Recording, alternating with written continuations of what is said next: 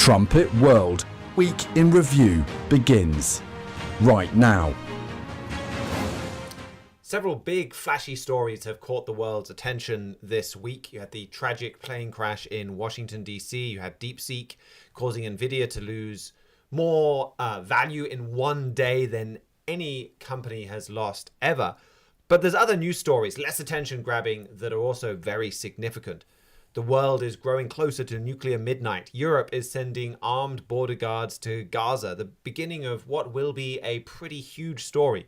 And the far right is getting closer to power in Germany. We're going to talk about all this and more on today's Trumpet World.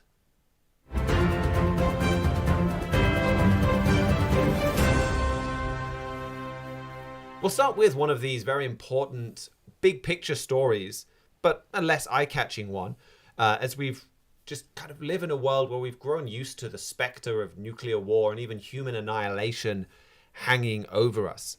The Bulletin of Atomic Scientists keep an update of how close we are to nuclear war, or just more generally the annihilation of all mankind. And this week they said the world was getting closer than ever to nuclear midnight. So here to tell us more about it, we're joined by Jeremiah Jacques. The big story that I wanted to talk about is that the end of the world just got closer. That is, according to the Bulletin of Atomic Scientists, as you just said there, that's the organization that runs the famous Doomsday Clock. This was on Tuesday that they moved the minute hand of their clock forward to just 89 seconds until midnight. And midnight, of course, on this clock represents this symbolic hour of worldwide nuclear destruction, or possibly another type of destruction.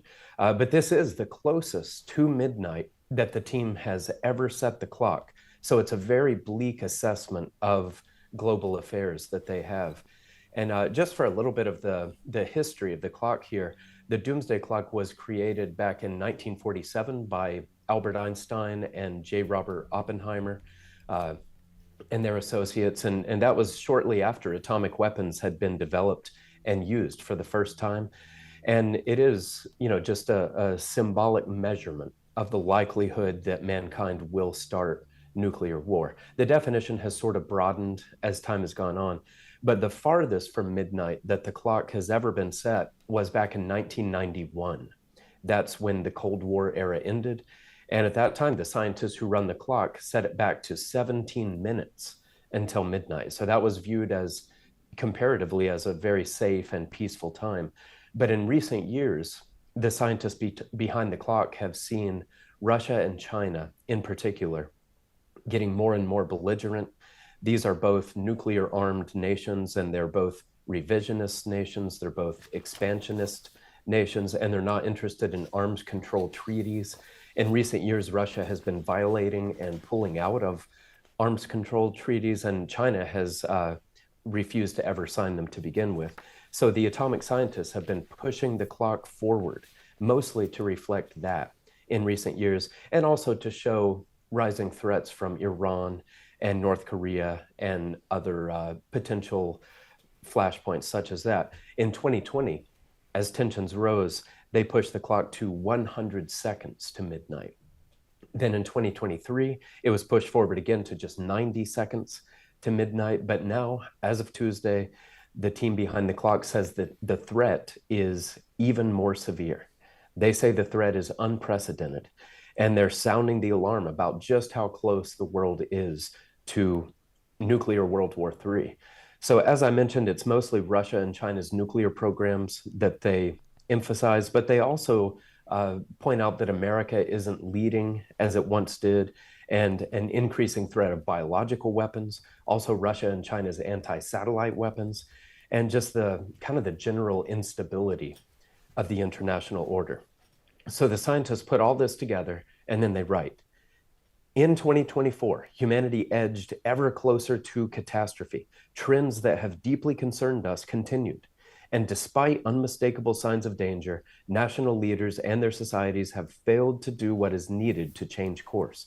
Consequently, we now move the Doomsday Clock, the closest it has ever been to catastrophe.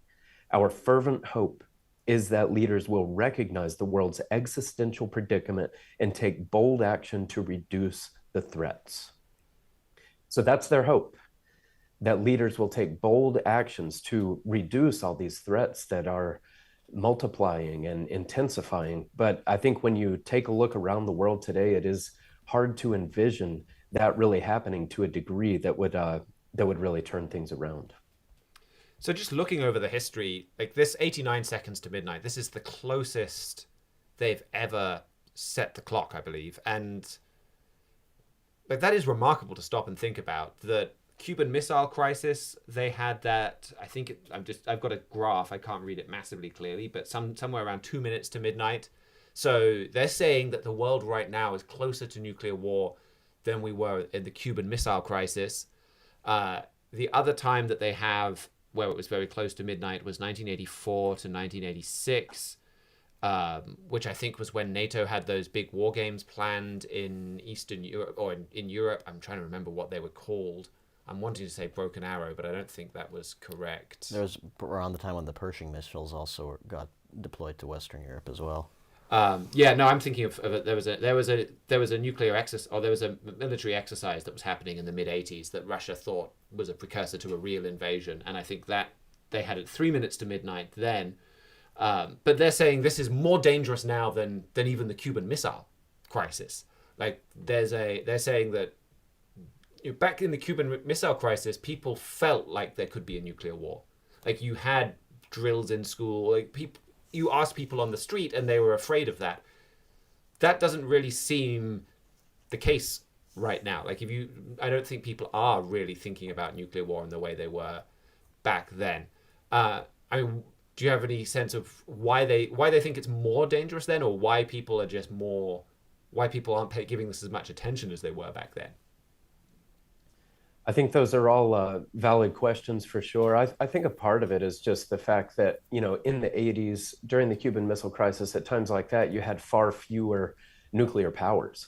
So over the last 30, 40 years, we've seen many, many nations join that very exclusive nuclear club.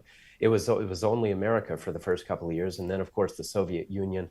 But today, if you look around, we've got 9 countries that have these weapons, and Iran is dead set on joining that club and becoming the 10th. But I think a part of it is because of that, with Pakistan having nuclear weapons and also having instability and having questions about whether their nuclear weapons could be hijacked by terrorists potentially.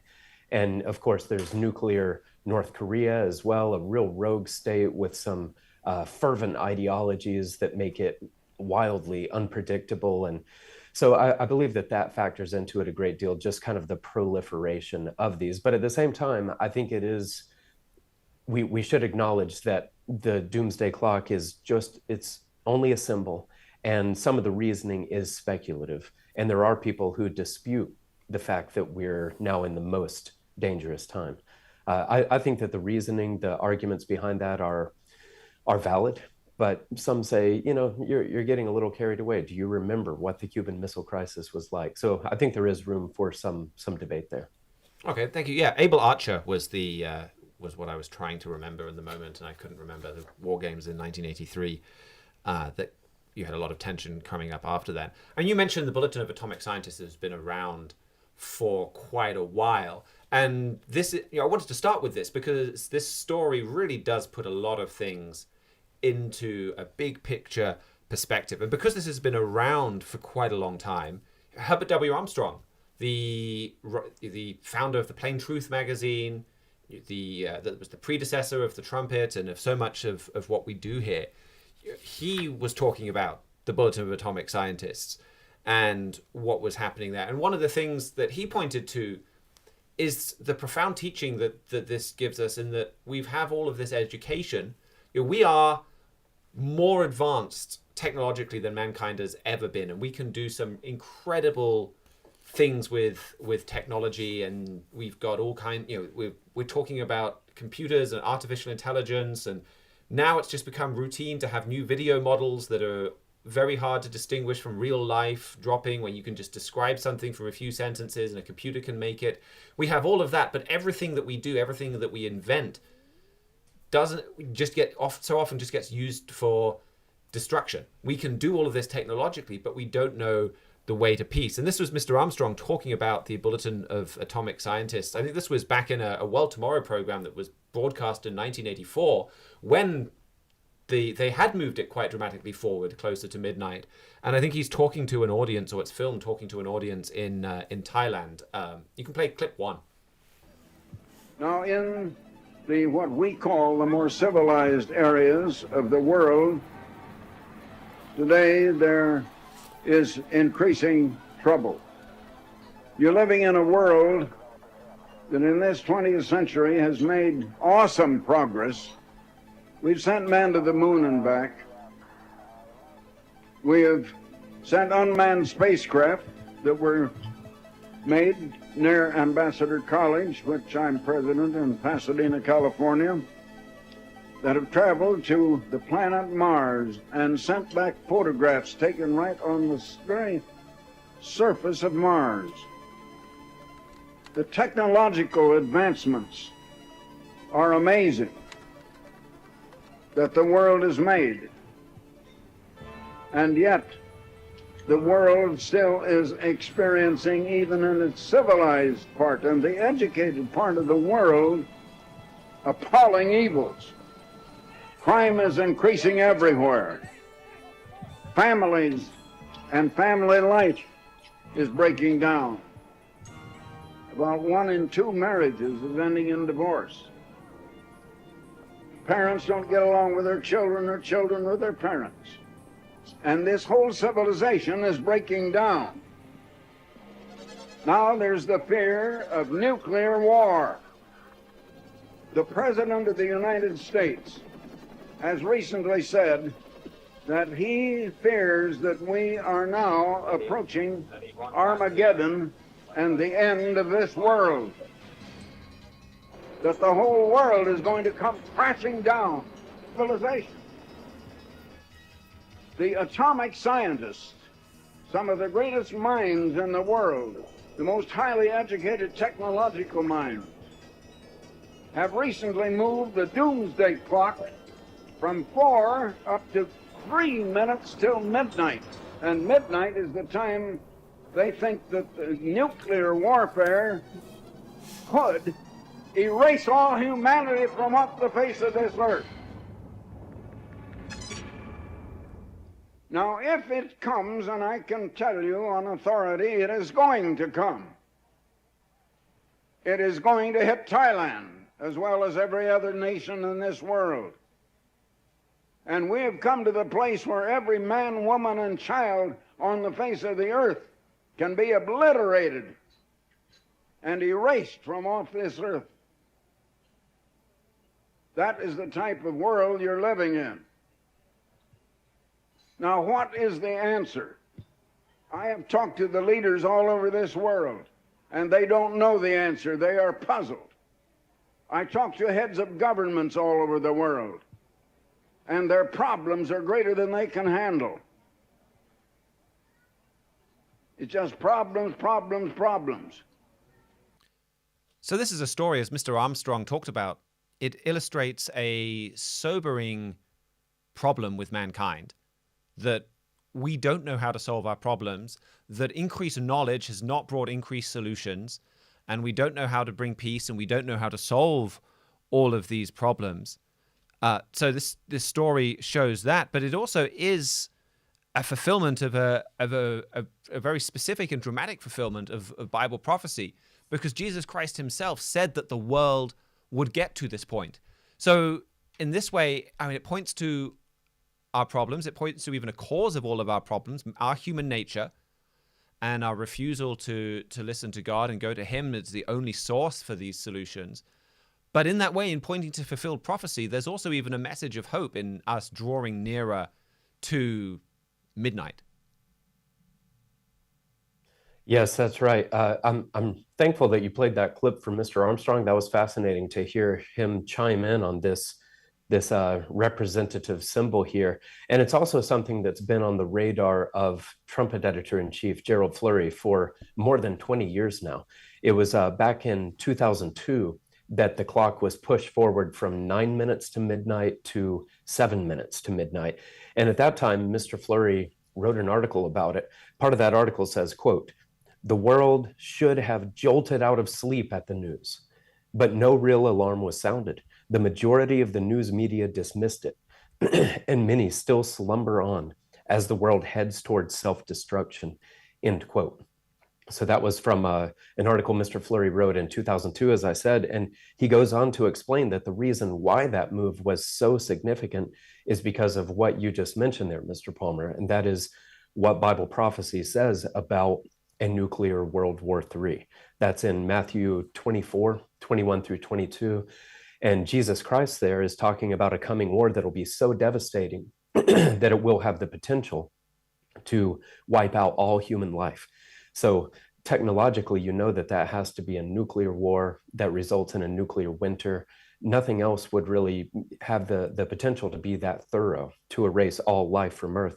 And then after quoting that Bible passage, Mr. Fleury wrote, quote, "Jesus Christ was talking about a time when the annihilation of all human life would be possible. This has everything to do with the Doomsday Clock," end quote. And then from there, he explained that although the setting of the clock forward, pushing the minute hand closer to midnight, although that points to dark times in the near term, he said that it also shows that the most hope-filled event in mankind's history is also very near. Part of his quote there says, "7 minutes to nuclear annihilation really means 7 minutes to the greatest possible news you could ever hear." And he explains that that is news about divine intervention stopping that war, and then showing the world how to have peace and happiness and joy. And as I said, Mr. Fleury wrote that when the Doomsday Clock was at 7 minutes to midnight.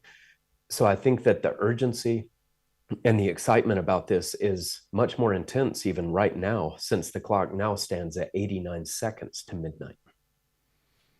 And we do have a booklet from Mr. Fleury all about this subject, all about the prospect of nuclear destruction. Nuclear Armageddon is at the door, that talks about exactly what the Bible prophesies here and the hope beyond it. I mean, it is mind-boggling. Like if a human mind writing at the time of the Roman Empire, I don't think would even be able to conceive the idea of mankind being able to destroy himself. Like, how do you do that with swords and bows and arrows? You wouldn't even be able to imagine it. But there's this prophecy, this what would at the time had to have seen a bizarre prophecy from Jesus Christ himself, saying that man would reach this point, but also a promise that God would step in and intervene. And so, exactly as you say, we're getting, in some ways, it's a countdown of hope almost, as we're getting closer to God's intervention in the affairs of mankind. So thank you very much for pointing that to us and for that message of hope as well. You have some other stories from Asia that you wanted to bring to us before we move on? Yes, just one. Actually, just a quick update on Russia's war on Ukraine. This week, the Russians appear to have taken the embattled Ukrainian city of Chasiv Yar. There is a little bit of debate about this, and neither the Russians nor the Ukrainians have officially confirmed it yet. But we know that Chasiv Yar is a place where intense fighting has been taking place for some 9 or 10 months now, really brutal fighting. It's actually been one of the hottest spots in the Donetsk Oblast in recent months. And the Moscow Times did say on Wednesday that Russia has finally captured it. And so if that is the case, it would mark a notable victory for the Russians. Chasiv Yar is or was the last Ukrainian defensive position between Russia and large urban areas nearby. And if Russia has captured it, it would set them up to soon take the Ukrainian city of Pokrovsk. Pokrovsk is at the intersection of multiple rail lines, making it just vital for Ukraine's ability to move men and armaments to the front lines and back. So that will be a major win for Russia if they're able to take that one. But all of this shows that as we draw near to the 3-year anniversary of this terrible war, the Russians have the advantage. Their advance is slow, and it's at great cost to them in terms of economic stability and in terms of casualties, but they are advancing. And that may be why Vladimir Putin is not interested in talking with President Trump about a negotiation. It looks like Russia's making gains. So I think that Putin just prefers to keep on inching closer to his maximalist goals. So it's still very slow moving, of course, and the fog of war hangs thick, but it looks like Russia is making some steady gains there. And that whole conflict has got to be part of the reason why the Doomsday Clock is moving so far forwards, that you've got a land war going on in Europe right now, something else that we've become very familiar with. Well, Europe this week, there is so much that we could talk about there. It's been a really busy week, I think, for European news, and indeed we will talk about a lot of it. I wanted to start, though, and make my main story a European story that hasn't gotten as much attention. It involves just a handful of people, really. I can understand why it's not viewed on as massively significant, but when you look at this particular news story through the lens of Bible prophecy, it is huge. It is a really critical step that is going to reverberate around the world as we move forwards. And that is that just today, European border guards arrived at the Rafah border crossing between Gaza and Egypt. So they've been gone for nearly 20 years. Now they're back. So this is, well, Israel controlled the Gaza Strip until 2005. They handed it over to the Palestinian Arabs then, with the Israeli military even forcibly removing their own people from their homes. You had video footage of the IDF going into Gaza to drag out Jews so that they could hand it over to the Palestinians.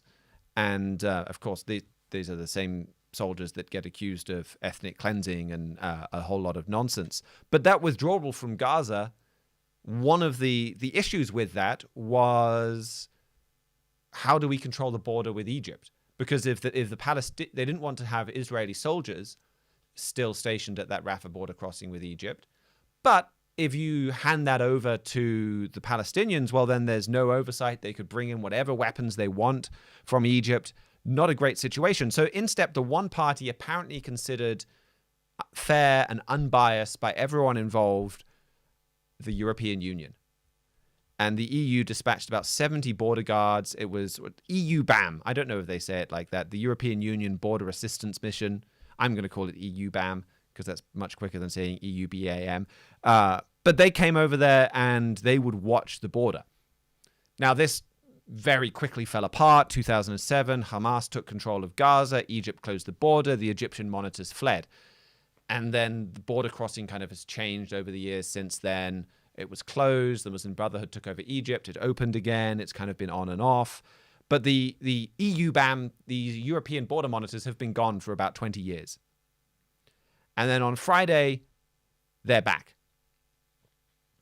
And this is an important story. When we first wrote on this, when this first happened back in 2005, Mr. Joel Hilliker, the Trump managing editor, had an article, and he wrote, "This compromise marks a watershed moment for both Israel and Europe." He also wrote that the plain truth is that toothless European observers will not provide the security guarantee Israel needs. The uselessness of the compromise agreement will quickly become obvious. I mean, yeah, that definitely happened. Sterner steps will be necessary, and quite soon. Trumpet readers should expect Europe's role to grow. So that was back then. Now we're seeing, as these border guards come in, they're coming in armed. So Germany is particularly useful for watching this because they have restrictions about what weapons they're allowed to have. And so their 2005 cabinet decision that authorized the initial deployment of border forces as part of this EU mission authorized unarmed observers. They're amending that, according to DPA, Deutsches Presseagentur, to have them be armed border guards now. So this time around, they'll have at least some teeth. It's still going to be small. We're still looking about the same rough ballpark number of people, maybe about 70. But it's a step up. They're now going to be armed. And I think it establishes that after 20 years, Israel and the Palestinian Arabs, they both continue to look to Europe and Germany as peacemakers in the region. And even Donald Trump. I mean, this is part of the ceasefire deal that Donald Trump pushed Israel to make. And it's having Europe come in and Germany come in. I mean, that seems to show that his administration, too, is happy to see Europe playing the role as peacemaker. So we're really opening the door now for Europe to play a much bigger role here. And this is something that the Trumpet editor-in-chief, Gerald Flurry, forecast right from the start of this. So after October 7th, he had a cover article on the Trumpet print. The cover, I think it was the whole Trumpet. It had the yellow cover with the German eagle on there. And the title was something like, "As you watch Gaza, watch Germany." And in that, he said that the most important development after the October 7th massacre is being overlooked completely by most people. And he said the most shocking problem in the Middle East is not what is happening in Gaza, but what is happening with Germany. And a little later, he said, Germany is building its diplomacy and its military in preparation to intervene in the Middle East in ways that will shock the world. And we're seeing this is just one more way they're intervening. I mean, there's so much you could think about that article being proved correct. You look at what has happened with Syria falling since then, and then the way that Europe is stepping into Syria. I mean, I'll just jump in ahead to one of these smaller stories I was going to bring up, where we've even had some more news from Europe and Syria this week, where there was a big EU foreign ministers meeting in Brussels earlier in the week, and they agreed a roadmap for lifting sanctions on Syria, sanctions on energy, transportation, financial institutions. These will all be lifted to make it easier for the new Syrian government to access foreign funds. So they're getting more involved in Syria. You've got Lebanon now with a European-friendly president, European-friendly prime minister. They're moving into Europe's orbit. Exactly what Mr. Flurry wrote has happened. But all of this revolves around some very, very specific Bible prophecies. And Daniel 11 articulates so many of these. Daniel 11 and verse 40 to 45 talks about an end-time clash between a European-led king of the north and a radical Islamist king of the south. And verse 45 states that this king of the north will set up its headquarters in the glorious holy mountain. This European power is very concerned about Jerusalem and what goes on there. And how does it do that? Well, verse 41 of Daniel 11 says that they shall enter also into the glorious land. And the Hebrew word for this word, enter, implies peaceful entry, not forced entry. It's not describing an invasion. They come in there. They're invited in there. In his book, The Eternal Has Chosen Jerusalem, Mr. Flurry wrote, the Germans will undoubtedly be invited in as a peacekeeping force. And there's so many scriptures that talk about this, that talk about Europe as a counterfeit peacemaker in the Middle East. And so that's why 70 border guards, they're not going to be marching in Jerusalem with 70 border guards armed with handguns. Like, that force itself is not going to shake the Middle East. But this principle of Europe being invited in as peacemakers, and we're seeing that Israel, that we're seeing the Palestinian Arabs, we're seeing that the Donald Trump administration are all A-okay with that, that is massive.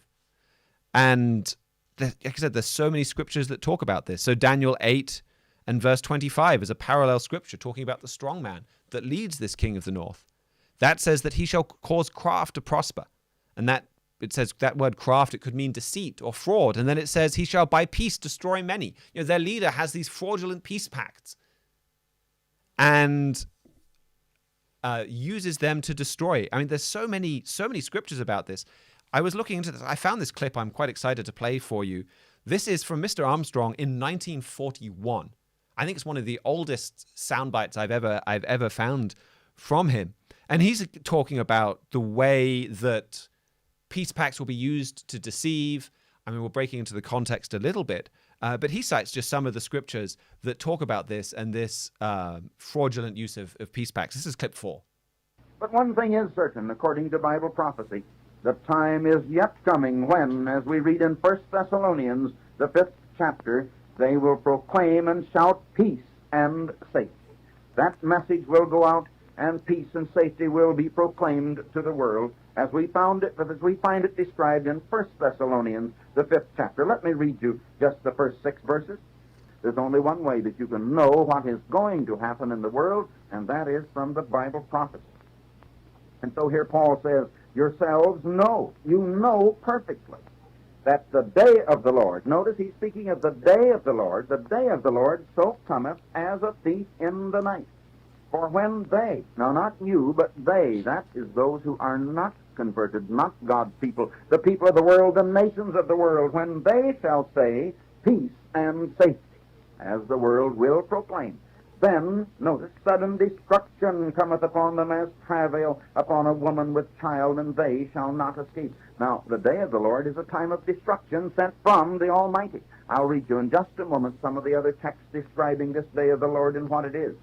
But the day of the Lord is coming like a thief in the night, and when the nations cry peace and safety, then this sudden destruction of the day of the Lord will come upon them, upon these nations, as travail upon a woman with child, and they, the nations, shall not escape. So he was talking in 1941, and there was a lot more in that broadcast, and he was talking about how Germany would use peace and safety and talk of peace and safety to do this and to bring this about. This is something then that Mr. Fleury has followed on and warned a lot about. This is a clip from him from 2012. We could play that now, clip 5. Well, if you want to look at Daniel 11, verses 40 and 41, you will see that this country I mentioned earlier, called Assyria, is going to lead Europe into the promised land, into Jerusalem, and they will enter in, it says, and there's nothing to indicate that's through warfare. They're just invited in, apparently to protect them, and certainly they're going to get control of those nuclear bombs, regardless of what happens with Britain. There's so many scriptures that talk about this. Jeremiah 30 and verse 14, Ezekiel 16 and verse 3, the whole first half, or a whole lot of Ezekiel 23. They talk about the people of Israel, including the Jews, trusting in foreign lovers for their defense. Like all of these biblical writers writing hundreds of years, in some cases thousands of years apart, warned about this European power coming in peacefully through a fraudulent peace process. In Hosea chapter 5, that particular key of David was called the profound secret of Hosea 5 and verse 13. And that's an even more specific warning, talking about when Judah sees his wound. When you look in the Hebrew, it's talking about, well, Judah sees its wound and he goes to Assyria, who that you heard from Mr. Fleury. That's referring to modern-day Germany, as we've said for a long time. And you look at this word wound, and it's kind of like the cure is the wound, the remedy is the wound. In this case, the peace process is the wound. This handing over land to Palestinian Arabs is the wound. Israel sees that. Like they're seeing after October 7th. Hey, we gave the Gaza Strip to the Palestinian Arabs. We pulled our own people out. And then they used that to launch an attack on us.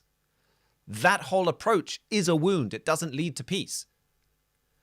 And so they see that. And they fix it not by turning to God, though, but by turning to Germany. And it's a trap. I mean, this is what we're seeing building right now. That's why I think just this small number of border guards is so significant. You are going to see this expand. You're seeing Europe now getting more involved in the peace process. I think they know they can't look after, they can't really protect 70 border guards in the midst of the chaos that is Gaza. So very quickly, there's going to be, the next logical step might be to say, well, we need to send in some soldiers to protect this area.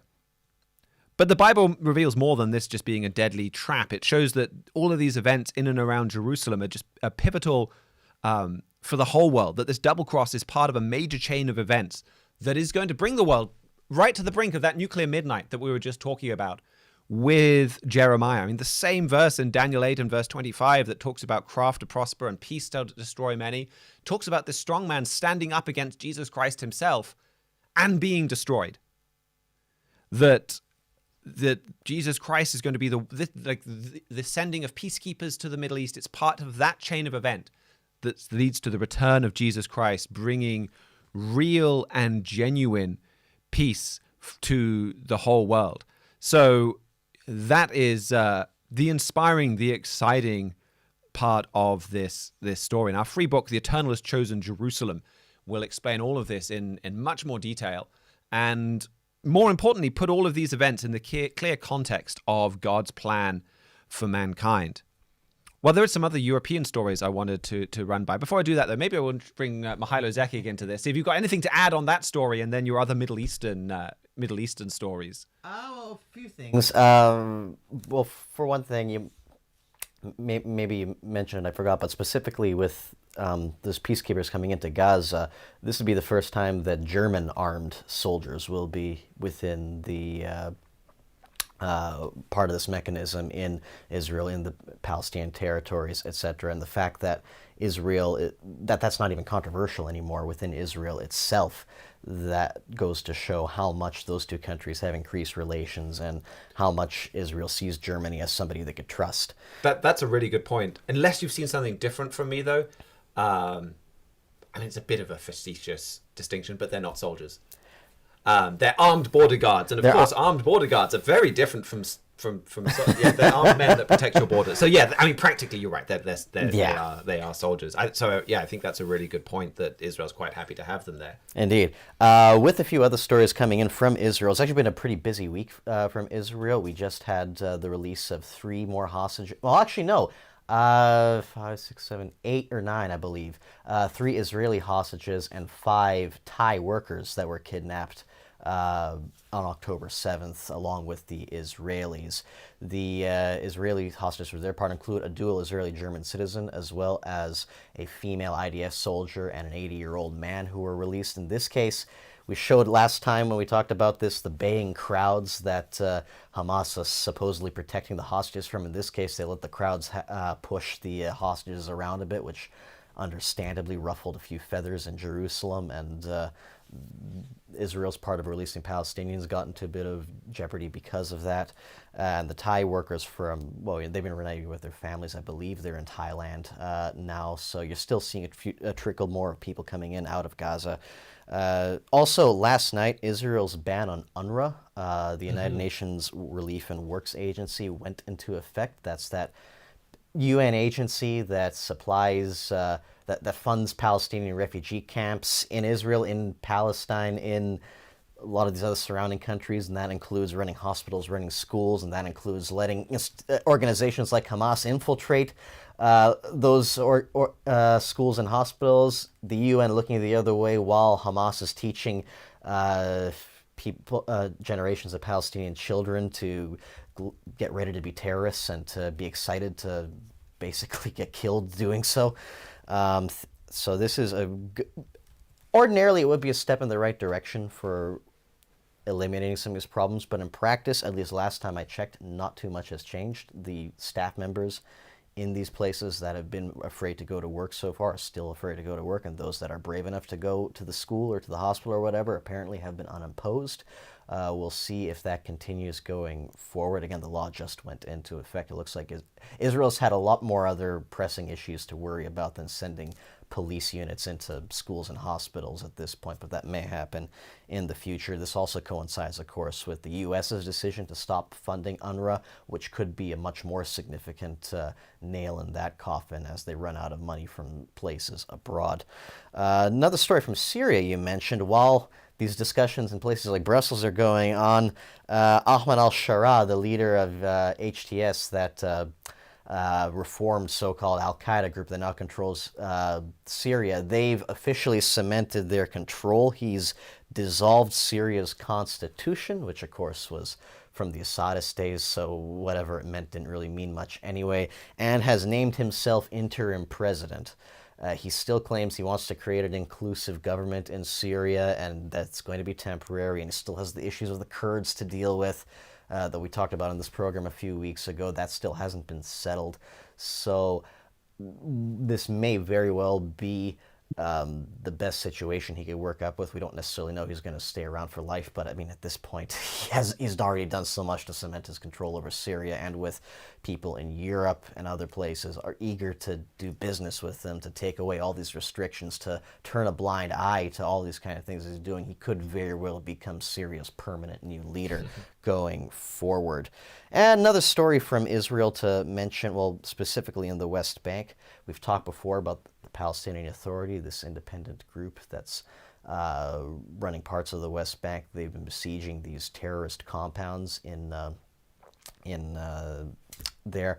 A bit of update on that. When the ceasefire between Israel and Hamas went into effect, they actually stopped their sieges. I think it's because the PA realized that, well, if Israel's not going to fight, there's no way we're going to win their fight. But Israel has, for its part, taken up the mantle and started besieging Jenin and Nablus.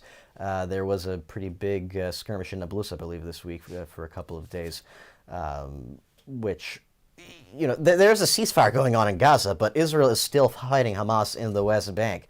Our editor-in-chief has pointed to the trigger to all that madness we were talking about earlier, to Daniel 11 being fulfilled, and ultimately to Matthew 24, 21, and 22 being fulfilled, is more unrest in the West Bank, specifically towards Jerusalem. And the fact that we're seeing this become the new hotspot, and in some ways even Hamas's new stronghold, which Israel very much recognizes, which is why they're sending people in there, it's definitely going to be something to watch. One more story. This is very, very much stretching the boundaries of the Middle East, but it doesn't really fall in conveniently into any one of our other regions, so I'm going to claim it. There's been a crisis in the Democratic Republic of Congo, that giant resource-rich country in Africa, in the Central Africa.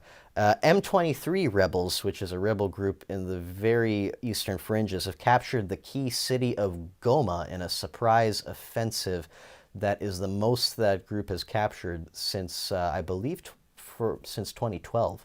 The M23 group, they're a group backed by Rwanda, and if you rewind a bit to 20 years ago, to late 1990s, early 2000s, it was a war between the Congo and Rwanda, the Second Congo War, that was the deadliest conflict man has seen since World War II. And the fact that that's flaring up again, it's very underreported, but if anybody remembers anything from that conflict, especially considering how integral the Congo has become to the global economy with, say, lithium mines and some of these other natural resources other people are coming in, it certainly is a cause for concern. We don't know if anything's going to happen major there. Bible prophecy is pretty silent on that part of the world for the most part, but again, the fact that this scenario that led to the deadliest conflict since World War II is starting to replay again is certainly something to keep an eye on. And one story I spotted this week as well, where I saw Iran has purchased advanced Russian Sukhoi 35 fighter jets, at least according to Reuters, which is a pretty big step up in capability for Iran, where I think Iran's current fighter jets are like 1970s era US fighter jets, that they're 50 years old now. And these are much more capable, much more advanced. And I think this is something Russia and Iran have been close for quite a while now. But Russia has refused to sell these to Iran until now. I mean, Iran has been desperate for better fighter jets for quite some time.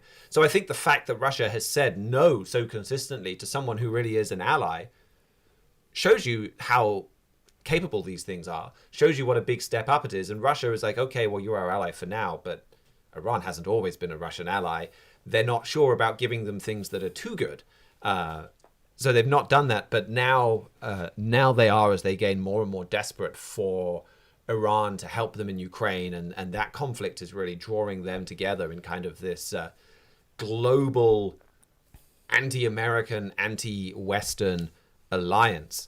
But the rise of this kind of global anti-American, anti-Western alliance, that brings me to some of the stories I wanted to talk about from Europe's perspective. You know, last week we had Joshua sitting down and we were talking about Europe's response to Donald Trump. I mean, we've really seen that on display this week. I think there's a lot of things that Donald Trump has done that are, like, they're easy to applaud. And I think we'll talk about them with Andrew in just a minute. But at the same time, they're making Europe froth at the mouth. So, for example, this whole thing with Colombia, where over the weekend there was a deportation flight. Colombia said, yeah, sure, let it come. Then once the flight took off, they said, no, it can't come. I guess they said they objected to the fact that the migrants were being deported on military planes, and there was this whole spat that blew up with Donald Trump threatening them with tariffs. But Colombia's response is to kind of like circle the wagons and try and put themselves as a champion of anti-Americanism and trying to draw close to everyone around the world, but this same kind of China, Russia, Iran type axis. And you're starting to get Europe kind of thinking about whether they want to be on that side. They've been talking about putting troops in Greenland in response to everything President Trump has been saying about Greenland, which I completely understand what he's saying about Greenland, and I think it makes a lot of sense for America to get control of it. But that is the response from Europe. You were going to say something? Yes, the Colombia one, that's actually pretty significant. The fact that Colombia for the past 50 years has been the U.S.'s best friend in Latin America, you could really say. They've had a communist insurgency there, and so conservative government after conservative government have tried to stick close to Washington. And the president there right now, Gustavo Petro, he's a leftist that just sort of snuck in because people were tired of same old, same old. And you can see just how quickly it's turned on a dime where one of America's closest allies is now Donald Trump's first big foreign policy test since coming into, I guess there's everything going on in the Middle East, but a former ally turning that fast, and for other countries to be rallying around them, it shows you that a lot of these alliances that America has spent decades cultivating, they can completely switch just with a vote. And Colombia is maybe a more minor example, but as you were saying, there's a lot of countries in Europe that are in the same situation. Yeah, I agree. I think that's a good point. I do think to a certain extent it's a complex story. I think there are...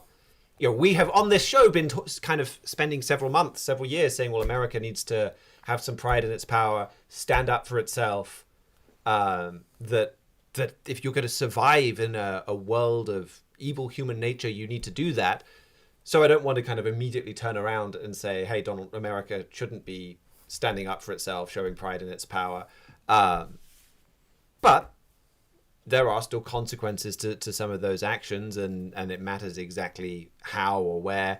I mean, I'm not necessarily saying that the Colombia thing was a mistake. I think America does need to send a pretty clear message about sending people back and dealing with the migration problem. And you're not going to deal with the migration problem unless you do strong arm some countries into accepting these return migrants.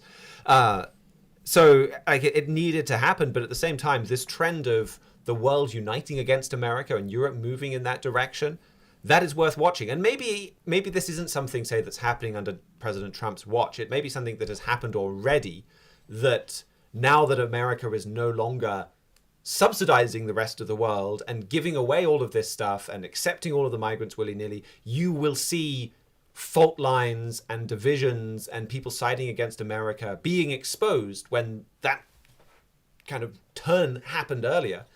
But it's still important to watch and understand the world turning against the United States and the global consequences of that, because there is a prophecy in Isaiah 23 that talks about a mart of nations, a market of nations. And this is trade war, this is trade embargoes, this is tariffs to the max.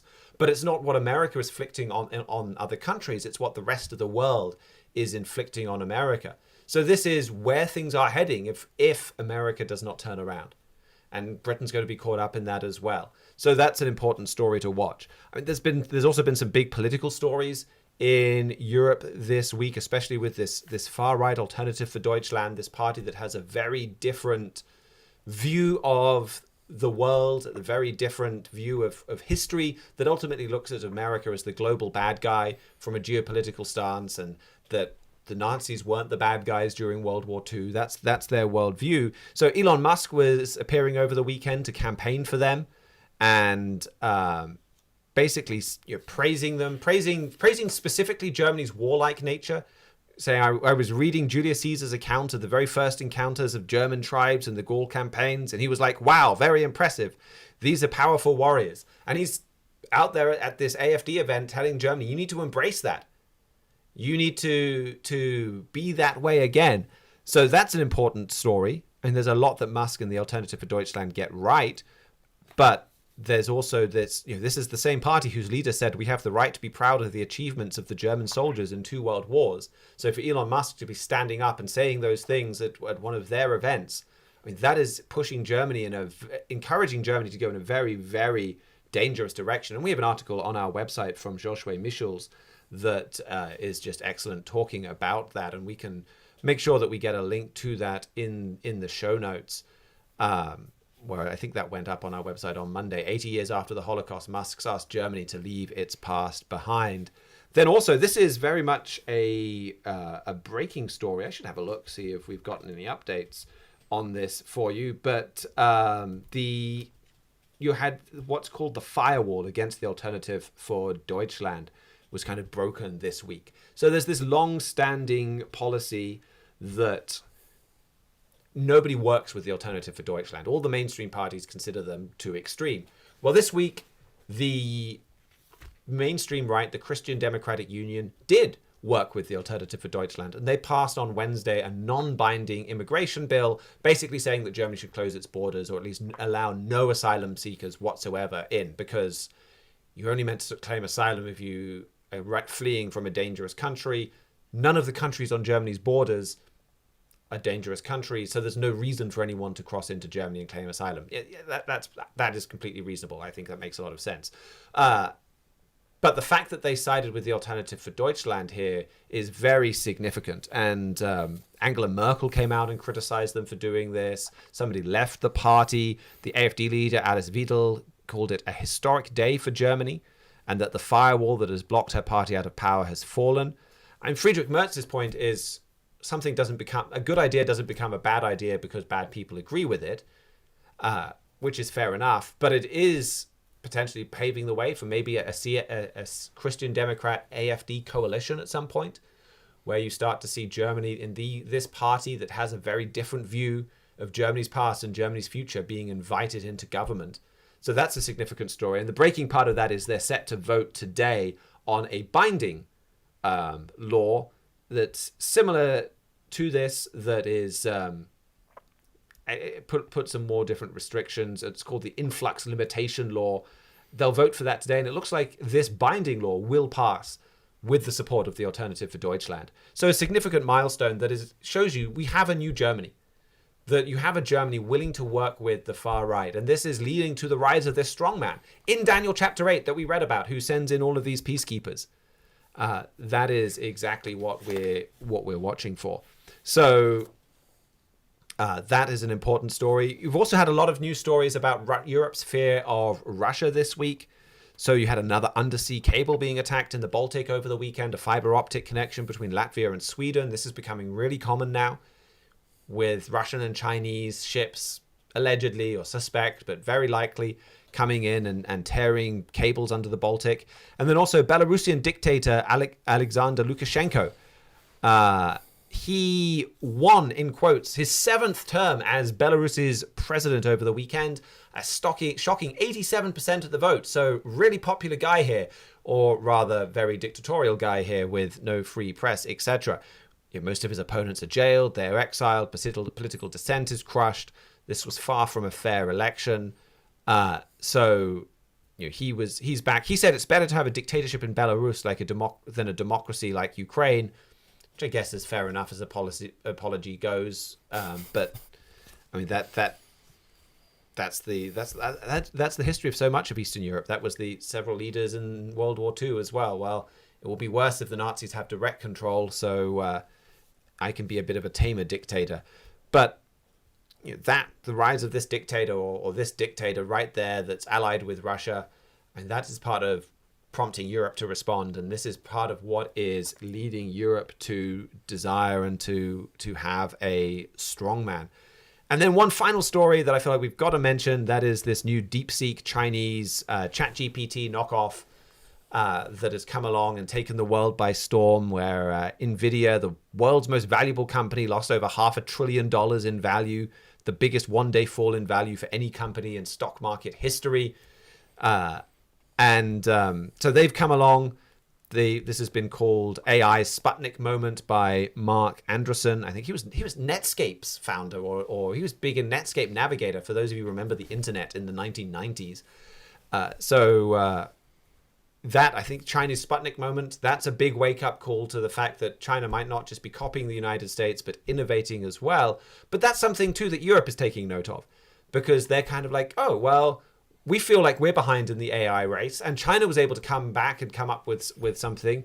Maybe we can do the same, too. So I think that's something that's going to shake America, but have some wide-ranging implications. Well, a lot happening in Europe, also a lot happening in the United States. So we better go over to Andrew and get a rundown of a lot of that. Yeah, it's A friend of mine was telling me the other day, they said, forget about the first 100 days. How about the first 100 hours?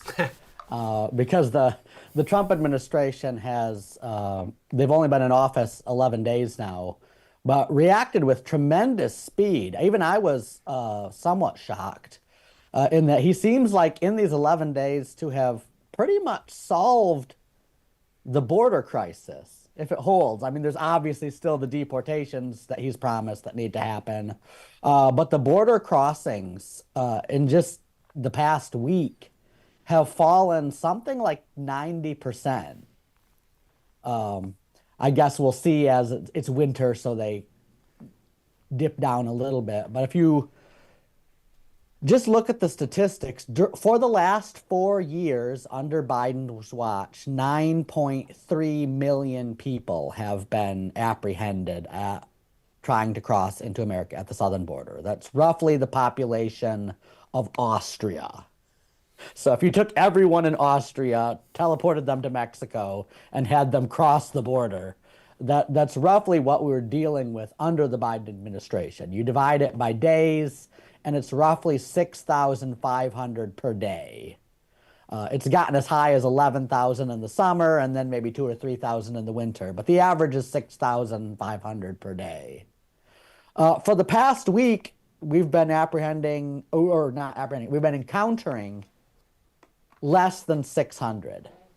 So 600 divided by 6,000, it's roughly 90%. It's fallen just on Trump's inauguration, due to the fact that he has actually sent 2 divisions of the U.S. Army to the southern border to keep people from crossing, sent an entire team of Marine Corps engineers to start repairing the border barriers, and then had some very high-profile deportations. They've arrested something like 3,500 criminal immigrants already.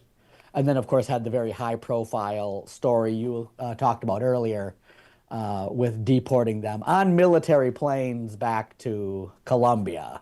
The Colombians thought that looked somewhat humiliating to have the military planes, so tried to deny them, and then Trump just threatened to put a 25% tariff on the country, and then they took them anyway. But yeah, just the speed at which this has happened. He promised to seal the border. The Republican platform promised to seal the border. I thought, with as bad as this border crisis had been for so many years, that this might be like a real big war to actually stop the immigrants from coming in.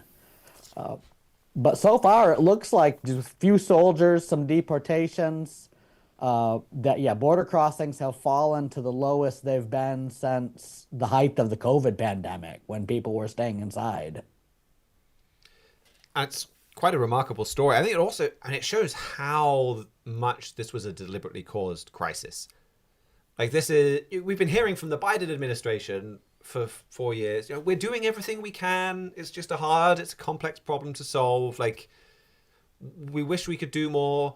We're trying to do more. Actually, the states are getting in the way by putting up barbed wire. It's making it less offensive, it's making our border protection less effective. And it was clearly wrong when they were saying it 6 months ago, but it's really exposed that as being wrong again. Now, it's made it crystal clear that the Biden administration could have done a lot more to close the border if they'd wanted to. The fact that Donald Trump can come in and he doesn't need to fire half of the stuff, he can fix so much so quickly, shows you that the Biden administration were doing this on purpose, that they were opening the border up on purpose and allowing all of these people in on purpose, right? Absolutely. I think Trump made that point during one of his presidential debates. I forget if it was against Biden or one of the ones against Harris. I think it was one of the ones against Harris, where he said, he's like, I had solved the border crisis during my first term. All Biden had to do was go to the beach and take a nap and don't touch anything, and the border crisis would have remained solved. But instead of, as much as he loves ice cream and as much as he loves the beach and as much as he loves taking naps, Biden actually went out of his way to sabotage these border initiatives. His first day in office, He halted construction on the border wall. There was a former Army Corps of Engineers employee that Mr. Stephen Fleur mentioned on the Trumpet Daily a couple days ago, who did a viral TikTok video about her time in the Army Corps of Engineers, where people were taking like 3-hour lunches, drinking margaritas, sleeping at their desk, going home and working on their farm and still pulling a paycheck. They said that none of these agencies were doing anything to solve the border, which made the American people seem like, wow, this must be a really hard crisis. And then Trump solved it in like 24 hours. Or solved I should say, he hasn't undone all the damage the Biden administration. Right, that's a really good point. The border in the 24 hours. Like, yeah, you stop the water pouring into your basement. You haven't fixed the flood in your basement. You've just made it not getting worse.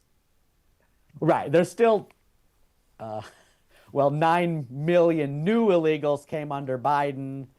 The official government statistics still say there's like 11 million in the nation. Those statistics haven't budged at all in like 2 decades. So Yale University did a study where they actually figure it's probably somewhere between 15 and 35 million illegal immigrants in the nation. So the second part of Trump's promise, the first promise, number one, there was 20 promises made at the Republican Party's 24 platform. Number 1 of 20 was seal the border. So he seems to be keeping that one, or pretty much fulfilled that campaign promise. The second promise was to carry out the largest deportation operation in American history. He's making good progress with that too, with the Colombian showdown.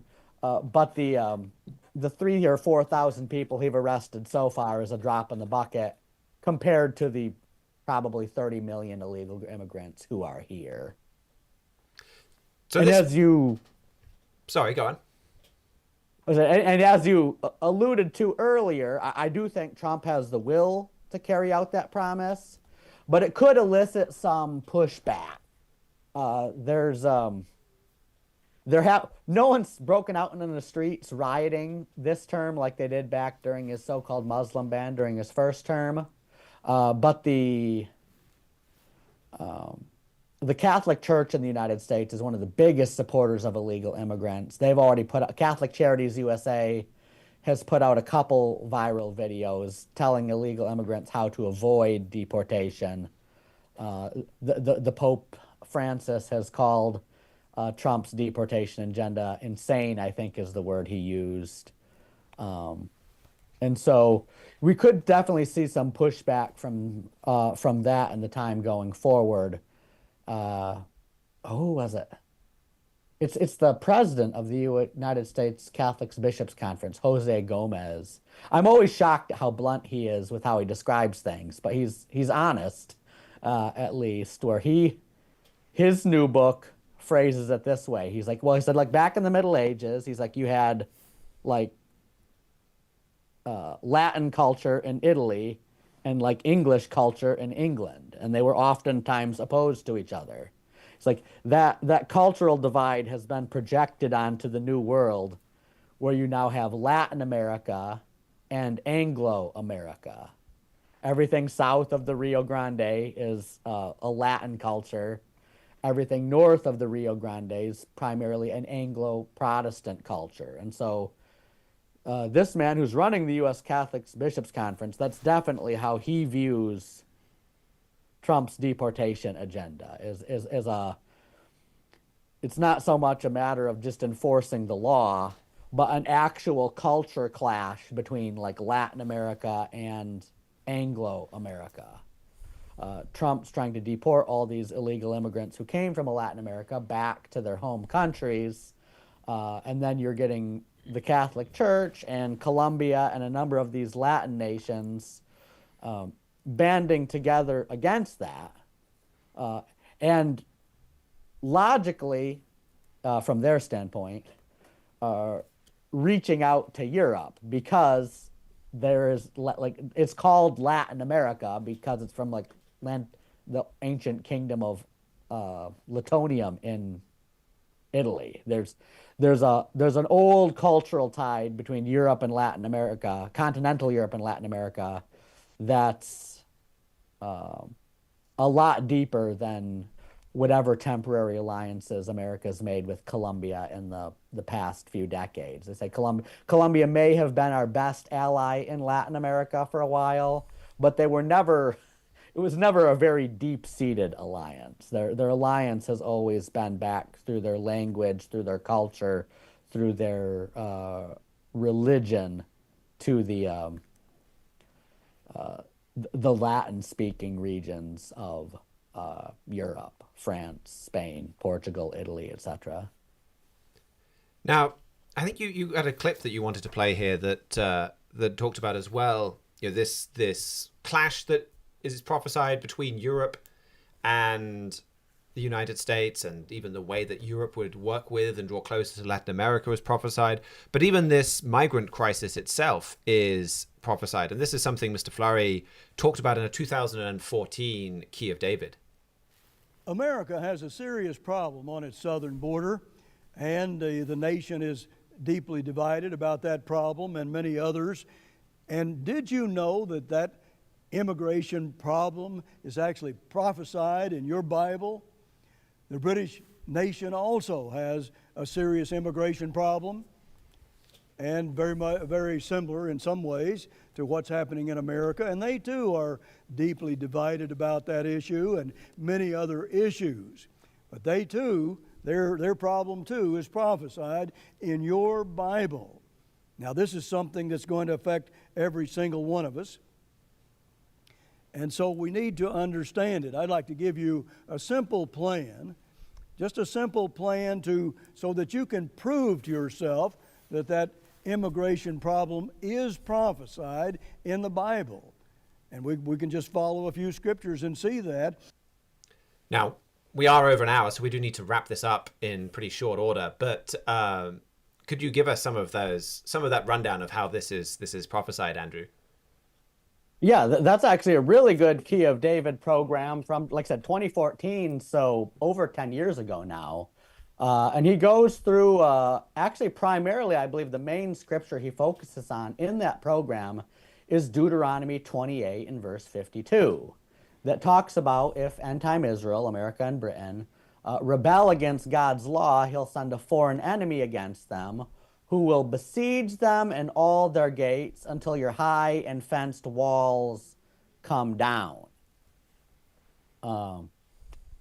We also have an article we put in the show notes entitled Where America's Race Riots Are Leading, that was partially based on that Key of David program, that talks about, like, when it says you're besieged in all your gates, it's talking about sea gates like the Panama Canal. But when it talks about your high and fenced walls come down, it's talking about like the border wall and illegal immigrants pouring into the nation. So Mr. Fleury was describing back all the way in 2014 about how this prophecy about America's high and fenced walls coming down was being fulfilled by this huge migrant crisis that's been plaguing the nation. If you remember, Donald Trump came on the scene, political scene. He'd been on the real estate scene for long before that. But he came on the political scene only about a year after that Key of David program, 2015, then ran in 2016, with a promise to build a wall. And so that phrase, build the wall, is kind of what made Trump famous. And so it's this prophesied border crisis that's probably largely responsible for both Trump's first and second terms. And so now it's like a reaction against this prophesied curse. And now, just with a few soldiers and some will, he's halted the border crisis. But the fundamental problems of like all these illegals from Latin America wanting to invade America are still there. And so that crisis could easily come roaring back as bad as it was before if the Trump administration goes away or is unsuccessful. And so that also ties into the prophecy we talk about so much in 2 Kings 14, verses 26 through 28, about God saving Israel from bitter affliction temporarily. This migrant crisis was bitter affliction that could have destroyed the nation if it had been allowed to continue long enough. The Trump administration has stopped it in order to give America a temporary reprieve. But that reprieve will only be temporary unless you get to the root cause addressed in Deuteronomy 28, verse 52, saying that these are the curses that will come on you if you disobey my laws. So an important piece to understand, and we did have invasion on our cover last. I think we had a couple of stories talking about migration last year. So, but then we're getting that reprieve now, seeing that turned around. Well, did you want to just quickly bring us any other American stories, or Anglo-American, I guess, from the English-speaking world, stories that are worth knowing about this week? Yeah, there's a few others. You mentioned before about the plane crash in Washington, D.C. An American Airlines plane collided with the Black Hawk helicopter, killed 63 people. Still looking into that story. The latest I've seen from President Trump is that Black Hawk helicopters are supposed to fly below 200 feet elevation in that area so they don't hit planes. And this particular helicopter was well above the 200 feet limit, indicating that it looks like that this collision was the fault of the military, not the fault of American Airlines so much. Trump in particular is trying to blame it on the diversity, equity, and inclusion agenda, saying that the military's not been hiring very qualified people because they're trying to keep diversity. And even though I haven't had a chance to actually see who was piloting the helicopter yet, that may very well be true. And it definitely seems like this is an instance of incompetence in the military, flying a helicopter way higher than it had any need to be flying in an area close to an airport in Washington, D.C., and several people paid the price because of it.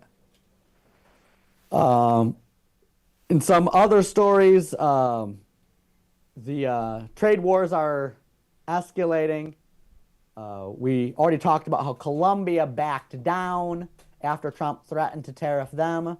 But Trump's 25% tariff against Mexico and Canada goes into effect tomorrow.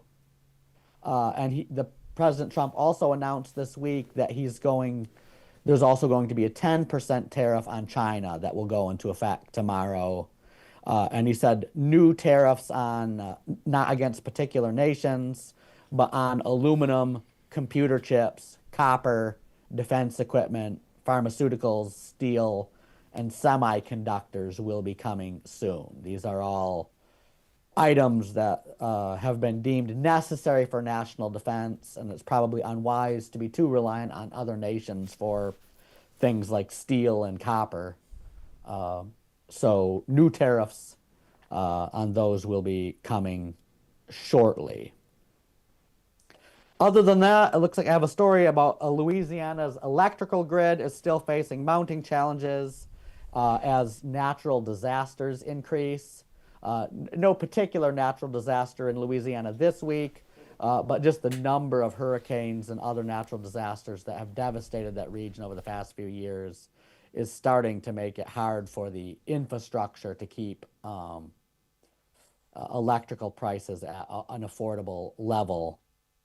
And then also, finally, another concerning report, another ripple effect probably from the COVID-19 pandemic and the lockdowns and the school shutdowns, is that only 67% of 8th graders scored at a basic reading level in 2014. That's the lowest rate since testing began in 1992, and just another indication of how America's failing the next generation by not even really instilling our children with basic literacy. Well, thank you very much for that, Andrew, for all of those stories. all around the world, a lot happening. Well, we've mentioned a lot of different pieces of literature. I'll just mention that one, The Eternal Has Chosen Jerusalem, at the end here as an example of an excellent book that just doesn't tell you what's happening, but why, and helps you understand where this is all leading and the wonderful, inspiring vision behind all of these news events. Mankind doesn't know the way of peace, but that book shows you how true peace will be brought to Jerusalem and to the whole world. And all of that material, all of that literature you can get on our website, thetrumpet.com. And we're very happy for you to read it there. We're even happier to ship it out to you for you to read for free wherever you are in the world. Just add it to your basket and you can order that and we will send that to you. And it's all free. There's no cost. There's no follow-up. We just want to get this out to the largest audience possible to help you understand your world and to give you that incredible, incredible hope. If you have any questions or comments, you can get in touch with us at trumpetworld@thetrumpet.com. Thank you very much to George Haddad and Isaac Lorenz for engineering and production.